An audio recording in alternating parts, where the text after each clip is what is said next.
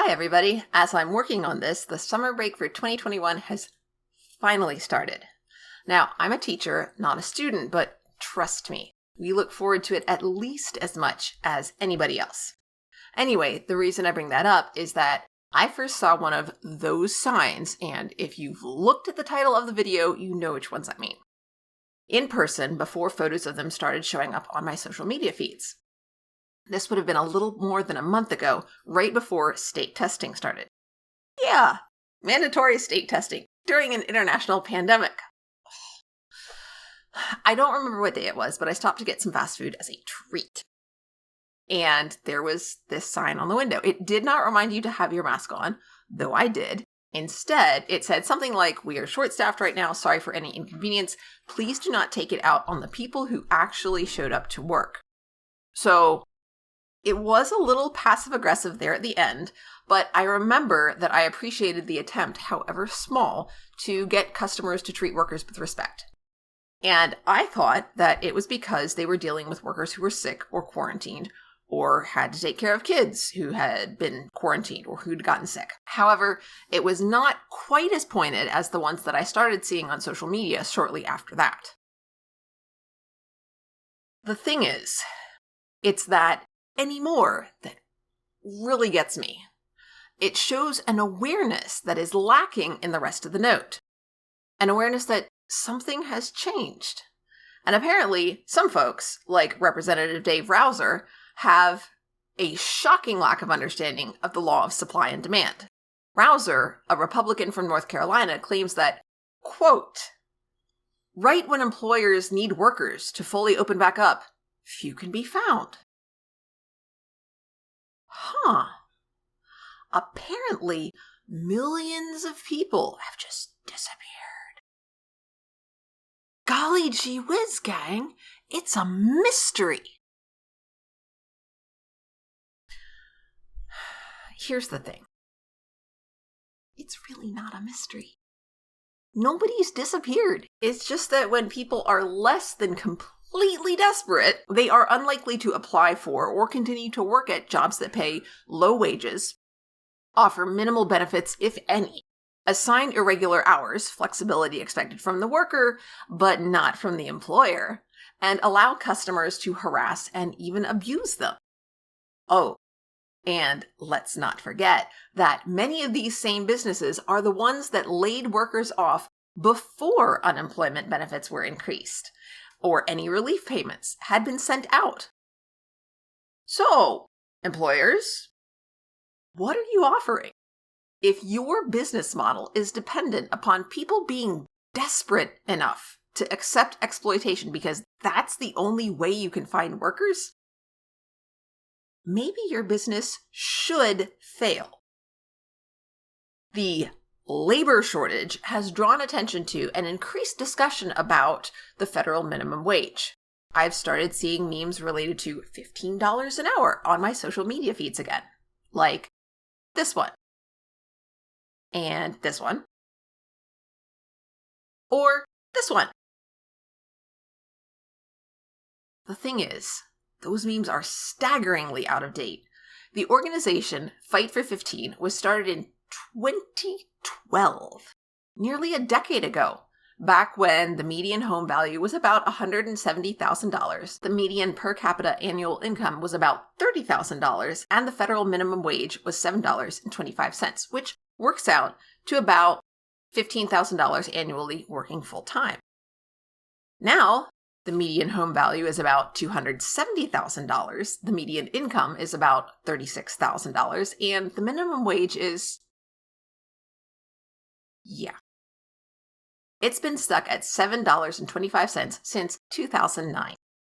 So the minimum wage hasn't increased, but the cost of living has increased. Income has also increased, though it hasn't kept pace with inflation. In fact, if you compare the median cost of a home with the median household income, you'll find that there is quite a bit of overlap in areas. And unfortunately, in most cases, though not all, a median household income is not enough to afford a median house. Now, some states and municipalities have minimum wages that are higher than the federal minimum wage. And some states actually have minimum wages that are lower, although any job that is covered under the Fair Labor Standards Act must still pay the federal minimum. The state of Georgia, where I currently live, raised its minimum wage to $5.15 an hour in 2002, which matched the federal minimum at the time. It hasn't been changed since. People complain that raising the minimum wage will make prices go up. Here's the thing. They're not wrong exactly, because prices do tend to increase slightly to absorb the increased cost to the employer from higher wages. First of all, the key word there is slightly. Doom and gloom naysayers have complained about not being able to afford a Big Mac anymore every time the minimum wage becomes an issue. The federal minimum wage has been raised 22 times since the Fair Labor Standards Act was first passed in 1938. And for generations, the minimum wage was raised about every 5 years. At the end of the 20th century, that changed. The minimum wage was frozen at $5.15 an hour from 1997 to 2007, when a Democratic House and Senate passed the Fair Minimum Wage Act. The 2007 Act gradually increased the minimum from the previous $5.15 to $5.85 in mid-2007 to $6.55 in mid-2008 and to $7.25 in mid-2009. According to The Economist's Big Mac Index, which uses an average from 4 cities to get its national price for the McDonald's sandwich, a Big Mac cost $3.41 on July 5th, 2007, before the initial increase. After the increase from $5.15 to $5.85, the price went up to $3.57, a whopping 16-cent increase. But, even more interestingly, after the wage increase to $7.25 an hour, nearly $1.50 more in wages, the price of the Big Mac only increased a penny as of January 6th, 2010, when The Economist listed it as $3.58. This illustrates the difference between two popular economic theories.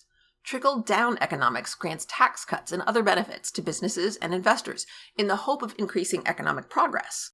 However, it has been shown to have minimal effects on overall prosperity as well as increasing income inequality. Trickle-up economics, which in contrast focuses on increasing income to consumers, is shown to increase purchasing as well as overall savings and investment. This increases economic power as a whole, since a greater number of people are able to both afford to spend more and save more. What we're seeing in the supposed labor shortage is a natural result of businesses choosing neither to offer fair wages on their own, nor being forced to do it by law. And this shows the problem with a lack of sufficient governance in a capitalist economy. Yes, the market will eventually correct the issue, but it happens in a clumsy, painful way. When businesses fail, it means fewer options for both consumers and workers. And workers can organize, even without a union, like at this Dollar General in Maine. But organizing is work, and it's generally not paid work. Employees who walk off the job aren't getting paid by their employer either, and they've still got bills. This is why I support indexing the minimum wage and hopefully, eventually, a universal basic income to the median rent per voting district. This would mean that it wouldn't require an act of Congress to change the minimum wage, and it would also compensate for the cost of living and of running a business in different areas of the country.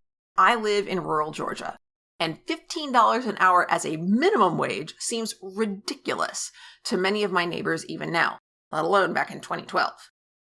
Having a flexible minimum wage would encourage businesses to consider investing in areas with a low cost of living, increasing economic development and opportunity. But it would also set limits that would protect workers as well. Thanks for watching, everybody.